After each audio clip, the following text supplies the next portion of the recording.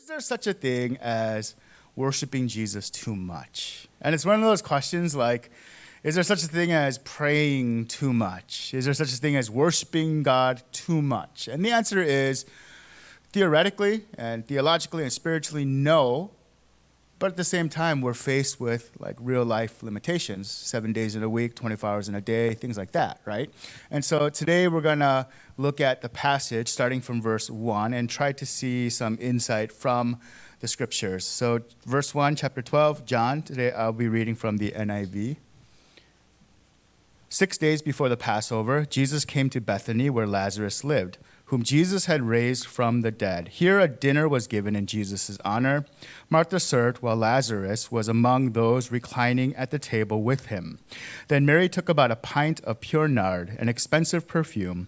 She poured it on Jesus' feet and wiped his feet with her hair. And the house was filled with the fragrance of the perfume. But one of his disciples, Judas Iscariot, who was later to betray him, objected. Why wasn't this perfume sold and the money given to the poor? It was worth a year's wages. He did not say this because he cared about the poor, but because he was a thief. As keeper of the money bag, he used to help himself to what was in it. Leave her alone, Jesus replied. It was intended that she should save this perfume for the day of my burial. You will always have the poor among you, but you will not always have me. Meanwhile, a large crowd of Jews found out that Jesus was there and came, not only because of him, but also to see Lazarus, whom he had raised from the dead. So the chief priests made plans to kill Lazarus as well. For on account of him, many of the Jews were going over to Jesus and believing in him. All right, so here is the setting, and John gives us that right from the beginning. In the opening passage, he says it was 6 days before the Passover. If you remember, the first Passover happened during the Exodus, where God was bringing the Israelites out of Egypt, when a plague of death struck the firstborn male of every household, right? And God promised, if you were to sacrifice a lamb and place that blood over the doorpost, even if there were multiple families hidden into one home, that plague would not strike the firstborn child, male, of each household. So basically, there was a sacrificial lamb, and this served as a preview of what would happen to Jesus. Jesus is 6 days prior to his last Passover here, and so there's a lot of foreshadowing going on in the gospel already. There is a dinner gathering given in honor of Jesus by Martha and Mary. Jesus had, of course, given Lazarus life again from death. 4 days in the grave, he raised him to life. The guests at this dinner party include Martha, Mary, Lazarus, the disciples, we can assume, and there were probably some other people there who were not specifically mentioned in our passage. And you have to remember that in Jesus' day, in that culture, it's very difficult for women who the male head of the household, whether it be a father or an uncle or even brother. If there are no men in the household, then women often became destitute because like property and money and jobs, they were all passed through in that society through males. And I'm not saying this is right, I'm just saying it is what it is back then. And it seems that Martha and Mary, their families, they're doing okay regardless. Right? They probably had a lot of savings. I don't know, but it seems like they're a well-to-do family as it is. So I don't think they're necessarily destitute, but even so, their brother was dead for 4 days. They thought they lost Lazarus, and Jesus raised him from the dead, gave him back to Martha and Mary. So this is clearly a very good reason to honor Jesus with this dinner party. So that's the setting of what's going on here. There's also something called table fellowship. Table fellowship was basically rules of food purity, and it started from the Old Testament. The rules said what you could eat, what you couldn't eat. There was some purification stuff, and it was culturally important to the Jews, but they misunderstood the significance of it, and this is really important. For the Jews, they thought that it was a way to become holy. or a way to maintain holiness. And it even turned into tribalism. Who's with us? Who's against us? That's what the table fellowship and the food purity laws actually became. But this is not God's intention at all. God's intention for the food that they could eat and could not eat, like what was today's language, kosher and unkosher, it was really about belonging to one category only. And even Christians today, they misunderstand this. Because there are diet plans out there that follow, the Old Testament foods, the reason God restricted some of them and allowed others is because these foods that he allowed were the most nutritious. They're the most beneficial, which doesn't quite add up, because I don't know if you knew this or not, but pork fat is the 8th most nutritious food in the world. So that doesn't add up as it is scientifically. So it's not about nutrition. It's not about, there was no modern refrigeration, so that food would spoil quickly. And so God was protecting his people by disallowing certain foods and other foods were okay. That's not why. In their ancient understanding of animals, they had specific categories. If an animal had this characteristic and ate the food this way, then it belonged in this one category. Those are just examples. But some animals belonged to multiple categories. They didn't neatly fit into one category. They fit into 2 or more categories. Okay, now combine all of this. In the Old Testament, God is telling his people, belong to me alone. I am the Lord your God alone. You shall not have no other gods before me. That's the point of even the food. Because he was saying, even through the food you eat, my chosen people, your food will belong to only one category. Just like you will belong only to one category under Yahweh God. That's the point of the food purity laws. All the laws in the Old Testament. Okay, this is a really brief summary, but that's the gist. They don't get this. They actually thought that eating certain types of food would make you unholy. Jesus understood the meaning of it. Jesus understood the significance of table fellowship, who you're going to eat with, who you're not going to eat with, and strongly related to that, food purity, it's about belonging to one category. Jesus clearly belonged to one category. He belonged to God alone. He did not have one God here and another God there.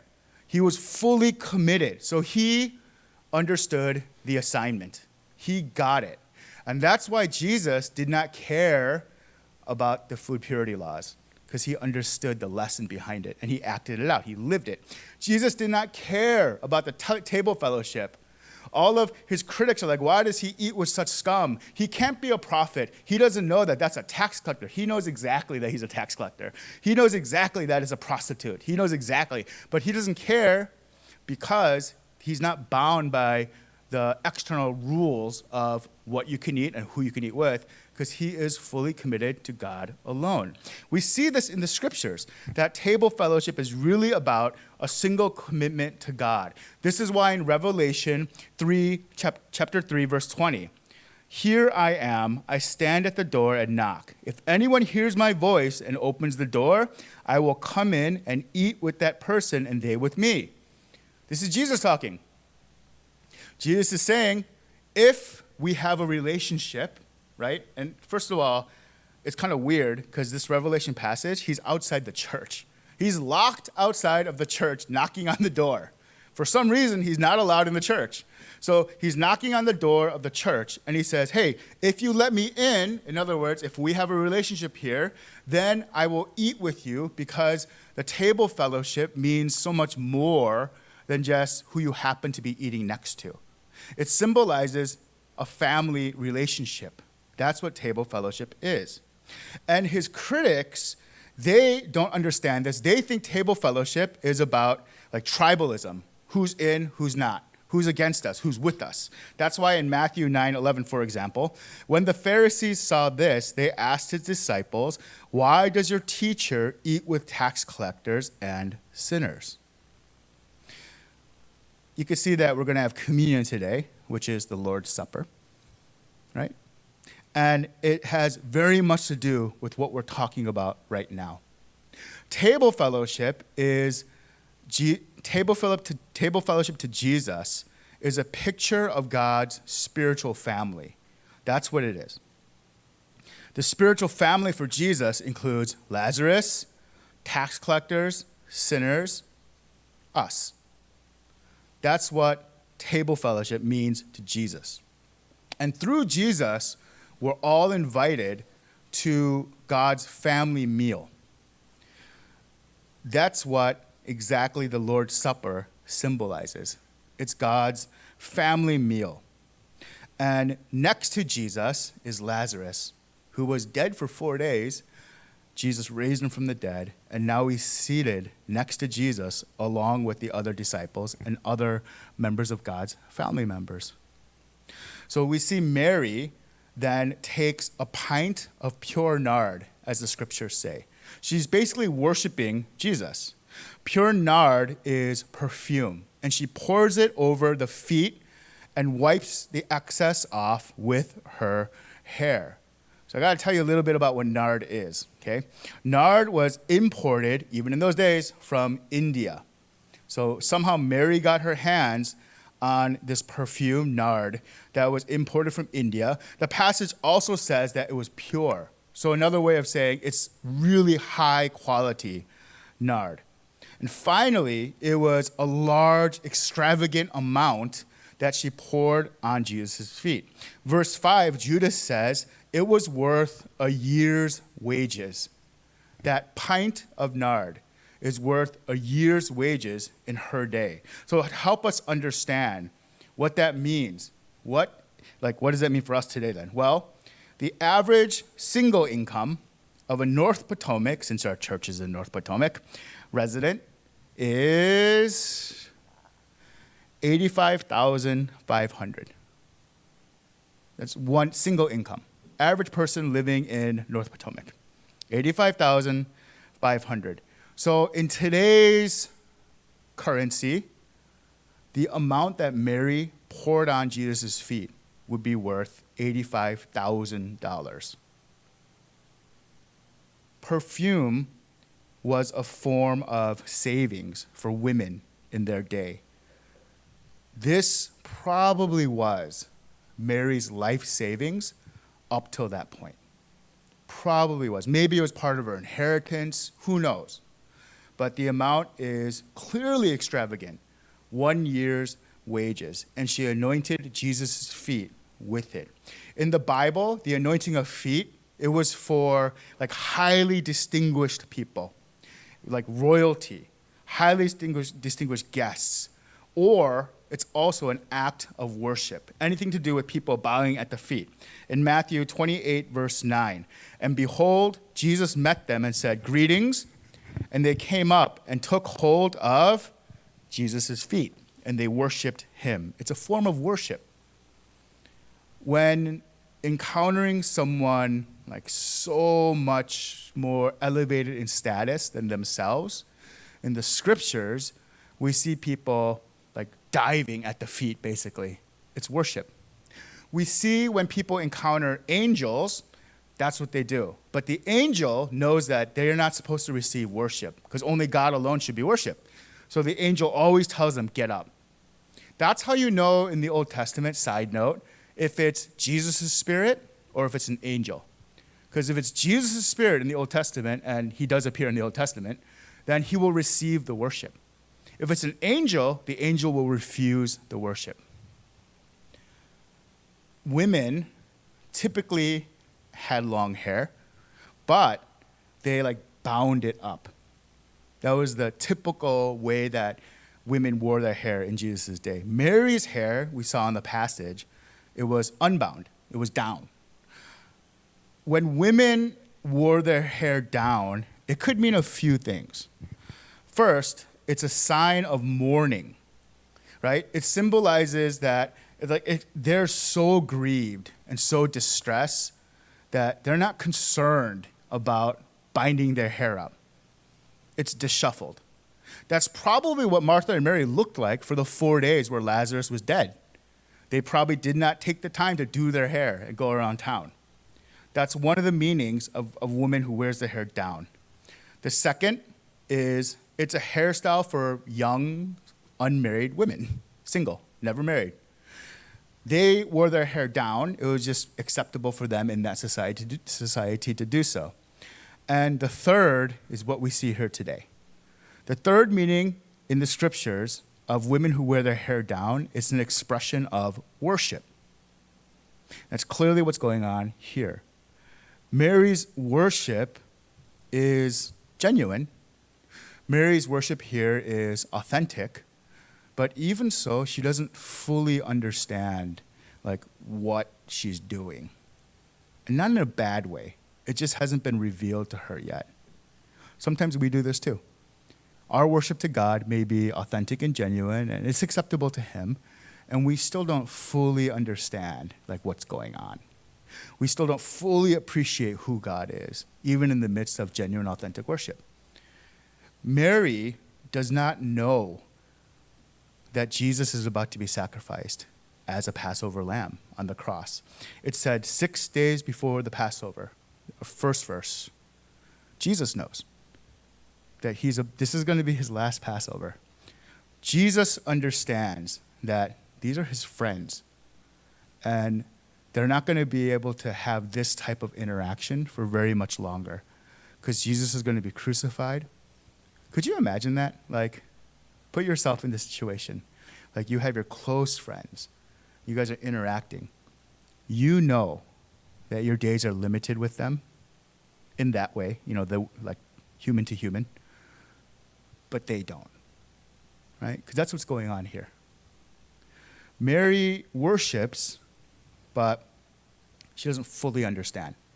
What she does know is that her gratitude and devotion for Jesus, it's immeasurable. Immeasurable. You know that song we sang, Alabaster Jar? Well, that's where it comes from, this passage. This comes from this story. The other gospel accounts do call it an alabaster jar, and there's some other details there, but we're studying John, so. As Mary worships Jesus by pouring, in today's money, $85,000, $85,500 worth of perfume on Jesus' feet, Judas objects. Judas Iscariot objects. He says, this perfume is wasted. In verse 6, he did not say this because he cared about the poor, but because he was a thief. As keeper of the money bag, he used to help himself to what was put into it. So the narration tells us Judas had false motives, ulterior motives for objecting. But even though the narrator tells us this, well, he was a thief and isn't it a valid point? Isn't it? He says, this money could have been sold, this perfume could have been sold, and the money used to help the poor. Why is it being wasted on Jesus' feet? Isn't that kind of a valid point? Well, of course not. Of course, I'm going to say no. If we spent the rest of our lives, every moment, every second, worshiping Jesus, it would still pale in comparison to what he actually deserved. And Jesus, his response may sound a little strange, because here's his response in verse 7. Leave her alone, Jesus replied. It was intended that she should save this perfume for the day of my burial. You will always have the poor among you, but you will not always have me. So he's not being insensitive to poverty. That's not what Jesus is doing here. I mean, we see the rest of his life. He's clearly compassionate towards people in poverty. What Jesus is implying is that Mary's opportunities to interact with Jesus, human to human, that they are very limited. 6 days or so limited. That's what he's saying. He's saying opportunities to minister to the poor, they will always exist, and you should minister to the poor. Even after Jesus is raised back to heaven, you should continue ministering to the poor. These are all the implications. But what he's saying is, I'm not going to be around like this forever. He knows. They don't. There will always be people in our lives who try to place limits on our worship to God. Always. And they'll use logic, like Judas. What Judas said sounds kind of reasonable. Man, that was a year's worth of perfume. We could have sold it and given it to the poor.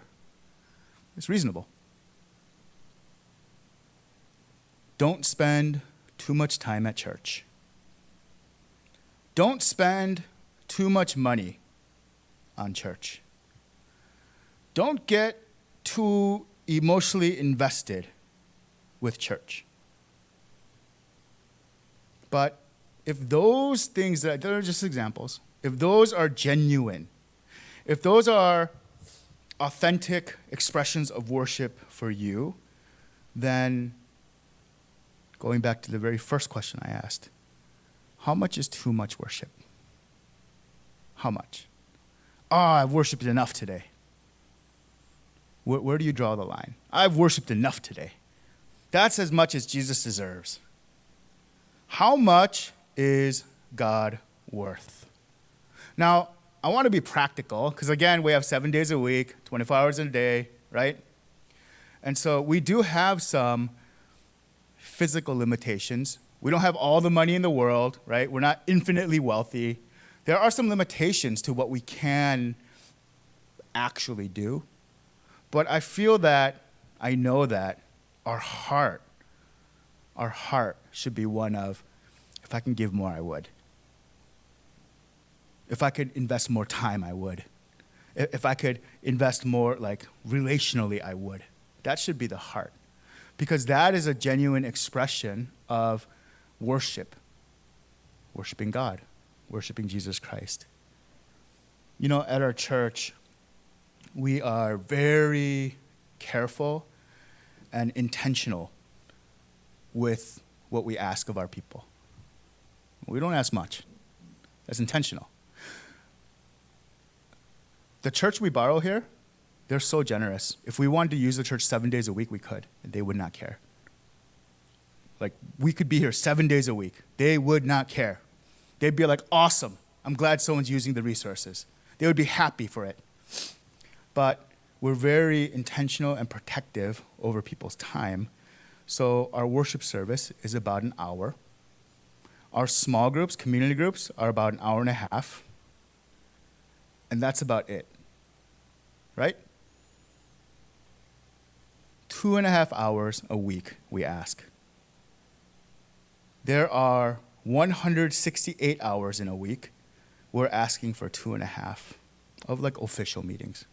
Of course, we hang out afterwards and we do all those other things, but those are just for fun. If you can join, awesome.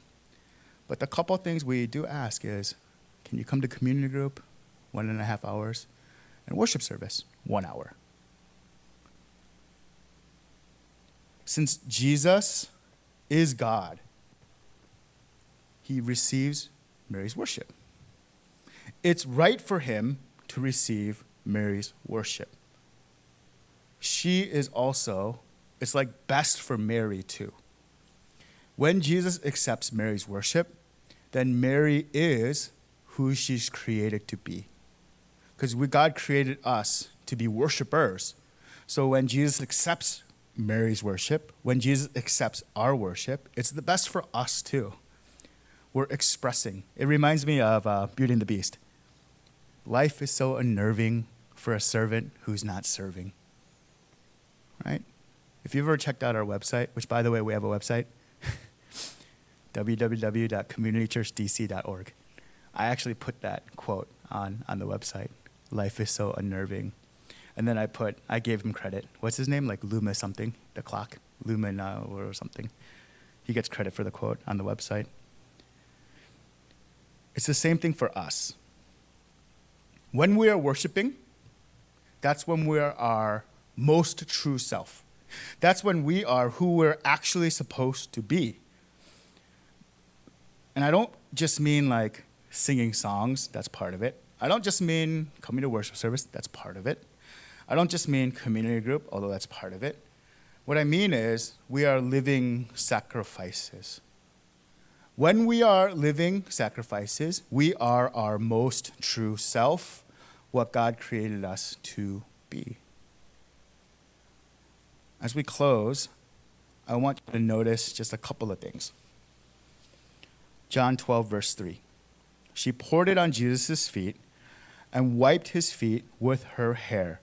And the house was filled with fragrance of the perfume. Worship, authentic, genuine worship, always costs the giver. That's really important. And it's totally opposite of what our churches in general teach our members.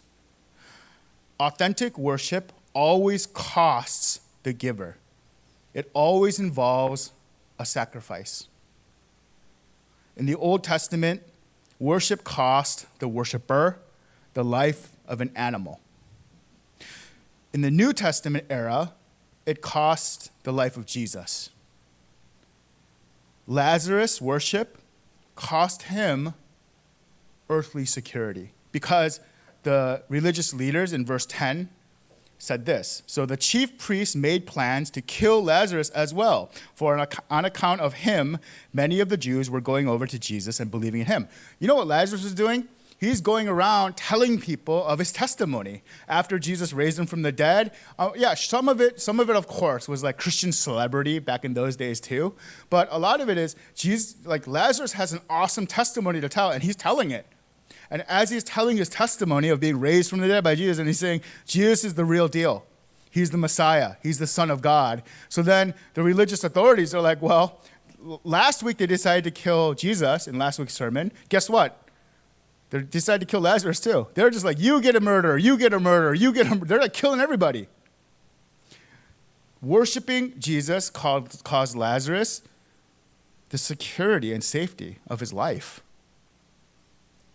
For us, worship means our life given to Jesus since he died in our place and he lived the life we failed to live. See, the church today, they think like, oh, Jesus died in my place so I can have a comfortable life. That's not the Bible. The Bible says, pick up your cross daily and follow me. We follow after Jesus' example. Churches today try to make everything as comfortable as possible for worshipers. And don't get me wrong, I'm not saying we should intentionally make things difficult. I'm not saying that. If we've been blessed with whatever, then great. Use it to minister. But this is just an example. One example. At a former church I was at, it was a hot, humid summer day. It was hot. It was like legit hot. And the air conditioning, it's not that it was weak, it broke. Like it legit broke. And so inside the church and inside the worship hall, it was really hot and humid and very uncomfortable. And as people were coming into the church, and they would say, well, maybe just the lobby's hot. So they would make their way to the sanctuary, and then they take a couple steps into the worship hall, turn around, and went back home. I guess it was too hot for them. I guess it was too uncomfortable for them to worship Jesus that Lord's Day. But you know what was uncomfortable? The crucifixion was uncomfortable. Crucifixion is very uncomfortable. Churches today are all about convenience. And again, I'm not saying the opposite makes it genuine worship. I'm not saying that either, that we should intentionally make everything as difficult as possible. Of course not. But the unintended side effect of that is instead of making disciples, we make customers. We make consumers. And we're just like a country club. And the church exists then to meet the wants of its members. And this is not a life of worship. Authentic worship always costs the worshiper. It's true in the Old Testament. It's true in the New Testament. It's true in the church era today. It costs us too. This morning, I walked around the neighborhood for like 30, 40 minutes, my neighborhood. And I saw some people, they set up lawn chairs, and they were under the shade of a tree, and they had a barbecue grill getting ready to go. And the thought crossed my mind. It did. I'm like, oh, that'd be kind of nice. It did cross my mind. Even as a pastor, I'm like, that would be kind of nice, actually. Authentic worship always costs, whether a little or a lot. It always costs something.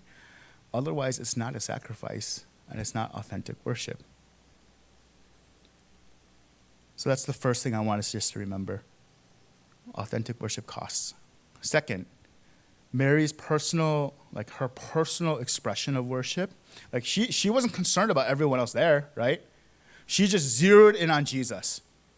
She doesn't care really about Lazarus. She doesn't care about her sister. She doesn't care about the other guests. She doesn't care about the disciples. She just, boom, A, B, Jesus. And Mary's personal expression of worship, it's spread throughout the entire household, right? The fragrance spread. And those who understood Jesus, those who had their hearts in the right place, they were blessed by Mary's personal expression of worship. Those who did not understand were critical. And in the John version of this, it seems like only Judas is critical. But if you look at the other versions of it in Matthew, Mark, Luke, the other apostles are critical too. It's not just Judas. Here, Judas looks like the real jerk here. In the other gospels, the other apostles are critical too. If your heart is ready and correct, then people's personal worship, it encourages you. If your heart or people's heart are not, then it's kind of like annoying, people's personal worship. So as we close for real, remember these three things. Love God with all your heart, worship God with all your heart, and blessings will spread to those who are ready to receive it.